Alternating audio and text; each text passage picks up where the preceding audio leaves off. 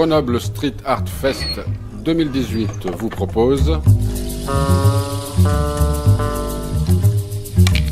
Pochoir sonore, une série de rencontres avec les artistes présents sur le festival.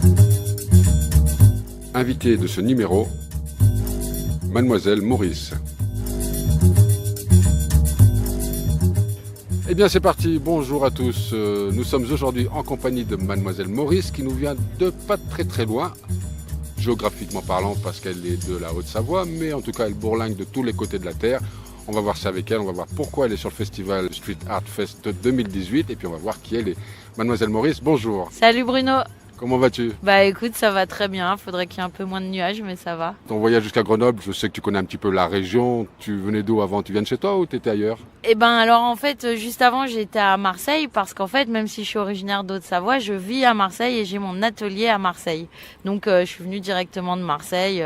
Voilà, c'était un peu difficile d'arriver avec les grèves, mais voilà, je suis là. Mademoiselle Maurice, je ne sais pas si on peut t'appeler street artiste. En tout cas, pour moi, tu fais de la mise en espace, tu fais de l'implantation d'éléments en extérieur, en intérieur. Ça représente un petit peu de graphisme, mais c'est surtout un travail de dingue avec du papier que tu as appris.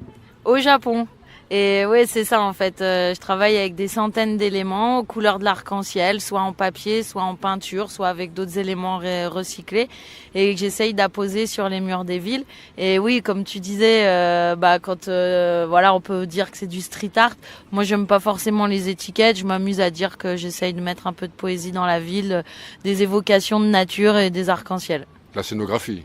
Oui, voilà, c'est de la scénographie, étant donné qu'il y a une formation en architecture d'intérieur, la mise en espace, ça me plaît beaucoup.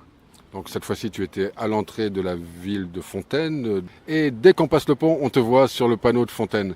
Ça t'est venu immédiatement quand tu as vu cette façade-là, tu t'es dit je pars sur, on va le dévoiler tout de suite, une fleur multicolore et justement ton origami, ou alors tu as cogité un petit peu pour revenir à ça? En fait, au début, ce qui s'est passé, c'est que sur ce mur, je devais intervenir sur l'ensemble du mur, pas uniquement ce panneau sur lequel je suis finalement intervenue.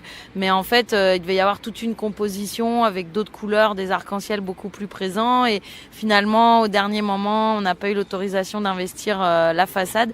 Du coup, j'ai dû rester que sur cette plaque. Et en fait, ça a été vraiment de l'improvisation. Je savais que je voulais faire un fond noir pour évoquer voilà le gris exacerbé de nos villes, que le noir ferait ressortir les origamis de métal qui peuvent scintiller au soleil. Mais après, le coup de la rosace, cette espèce de mandala là très simplifié que j'ai fait, c'est venu vraiment au fur et à mesure freestyle, tout comme le détachement des pétales qu'on peut voir en vide, créé par des origamis autour. Mais bon, avec des mots, c'est assez difficile de l'expliquer. Vaut mieux aller voir de visu. En tout cas, si vous êtes déjà allé voir sur son site, vous avez pu vous apercevoir que ces formes origamiques représentent bien souvent ou des fleurs ou des oiseaux. Oui, tout à fait. Dans mon travail, il y a beaucoup d'évocations de la faune et de la flore, de manière quand même assez abstraite, parce que j'aime bien que chacun puisse faire fonctionner son imaginaire et s'approprier ce que je fais. Mais voilà, c'est des évocations de la nature, pour ramener justement cette nature en ville que je trouve pas assez omniprésente, étant donné que j'ai grandi à la montagne, au milieu des fermes et des champs. Voilà, la nature c'est primordial.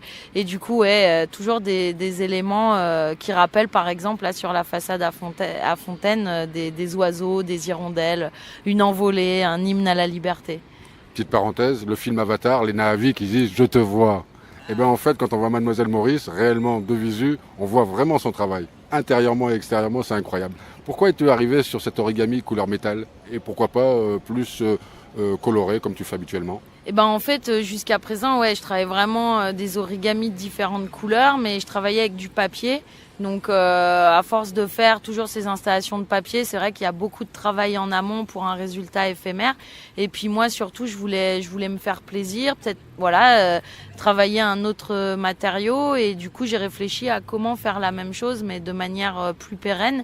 Et donc, j'ai pensé que la feuille de métal, c'était une bonne alternative, et du coup j'ai investi dans la cisaille, la plieuse manuelle, et au début je voulais les peindre ces origamis de métal pour pour continuer à faire ce que je faisais avant.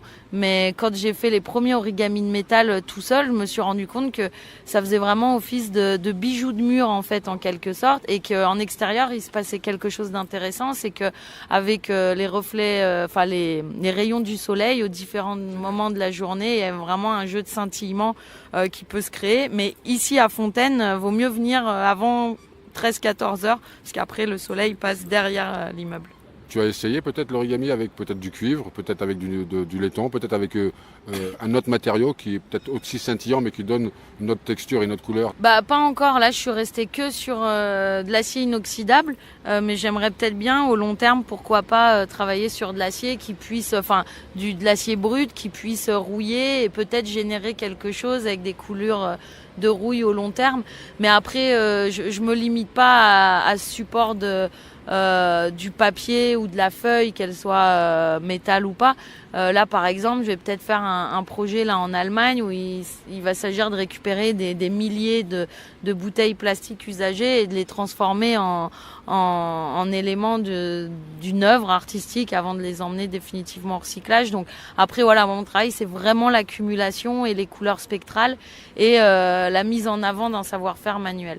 Et si j'aime bien travailler avec des centaines voire des milliers d'éléments, c'est parce que c'est aussi un hymne à l'humain, au vivre ensemble, à l'action commune, et c'est comme si un individu était un élément de l'œuvre et que tous ensemble on peut aller dans la même direction. Mais pas seulement.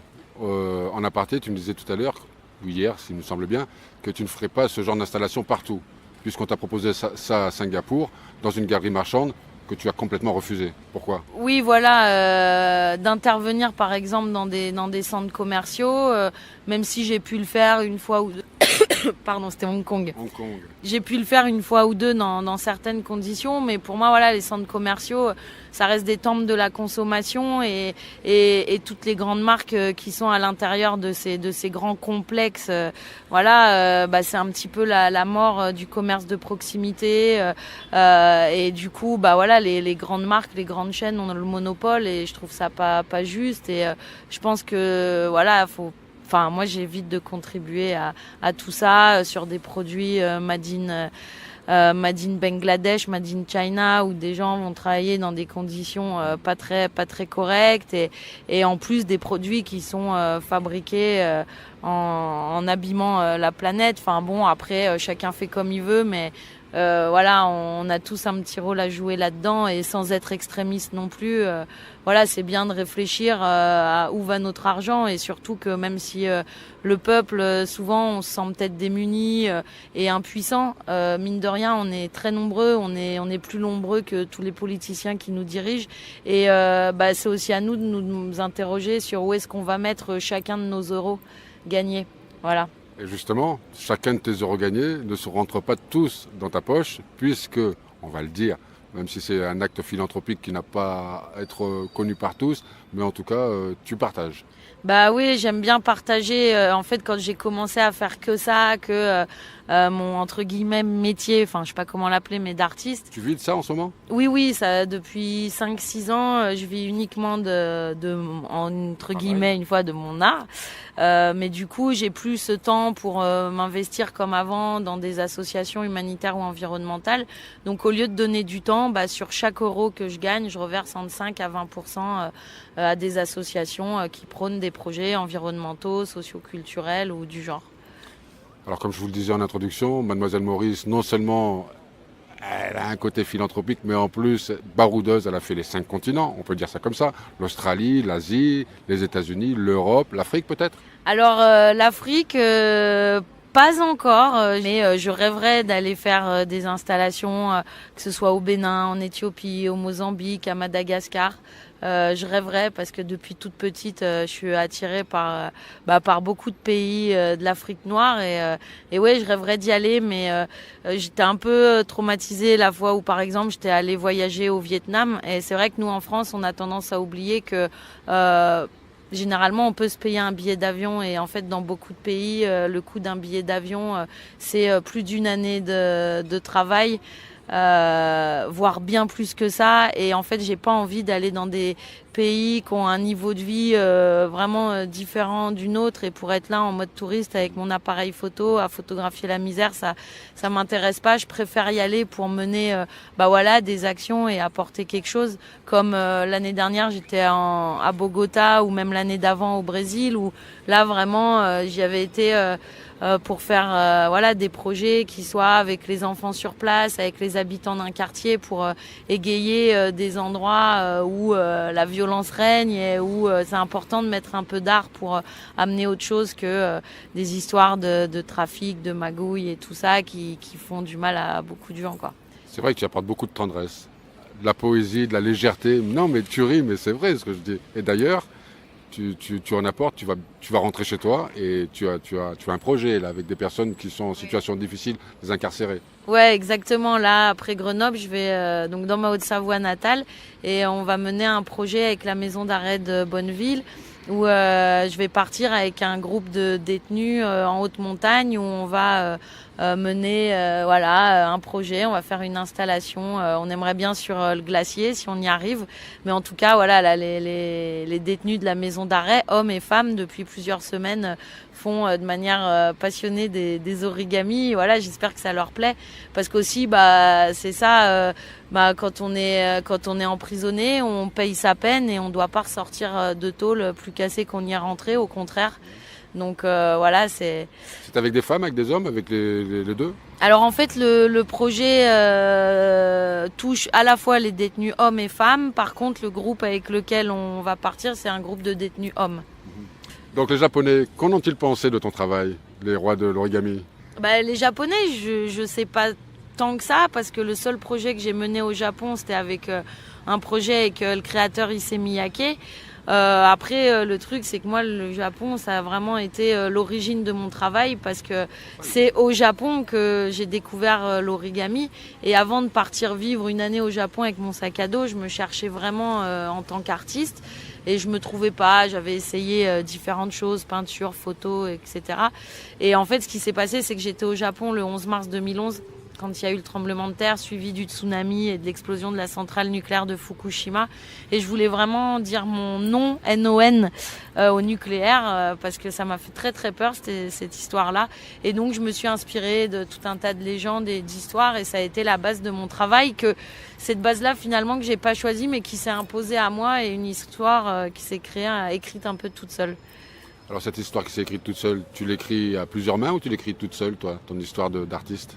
Mon histoire d'artiste, les artistes, je crois qu'on est très égocentriques et mégalos, donc clairement... Tu ne fais confiance à personne sur tes projets? Rarement, mais le truc, c'est que ça m'arrive souvent d'avoir besoin d'aide sur des projets de très très grosse ampleur. Ça m'est arrivé 2-3 fois. Donc dans ces cas-là, je suis bien contente de demander l'aide de quelques amis.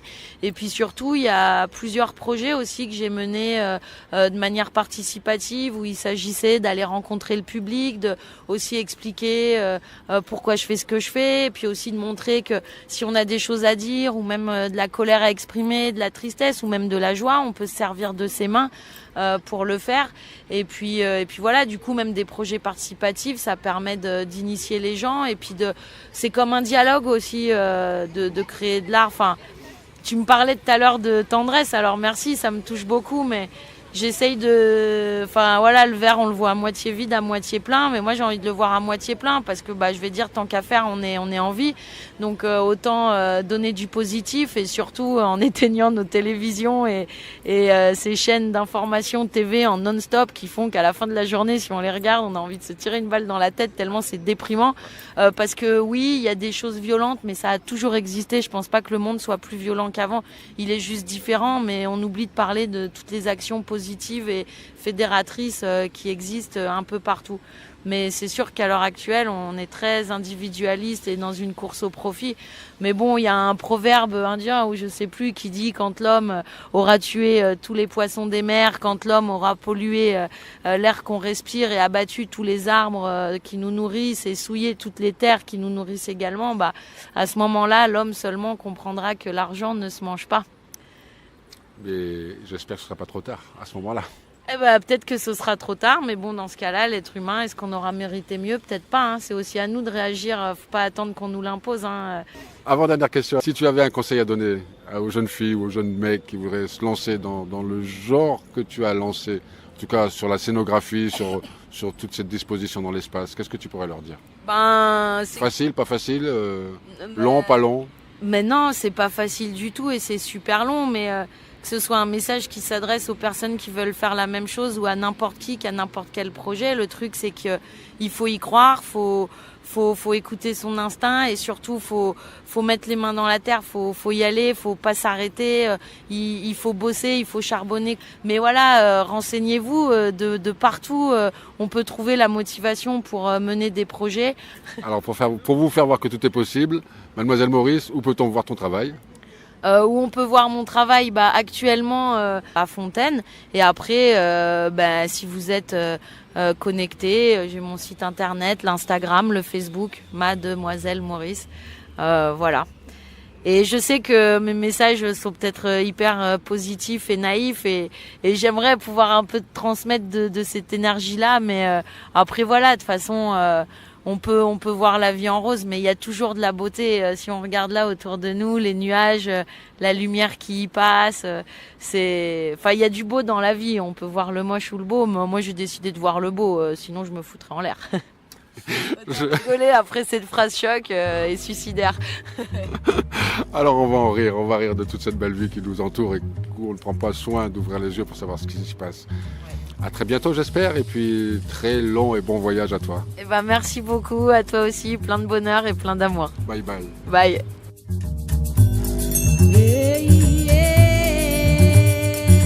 Ce numéro de Pochoir sonore est terminé.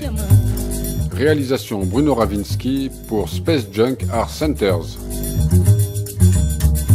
À très bientôt pour une nouvelle rencontre.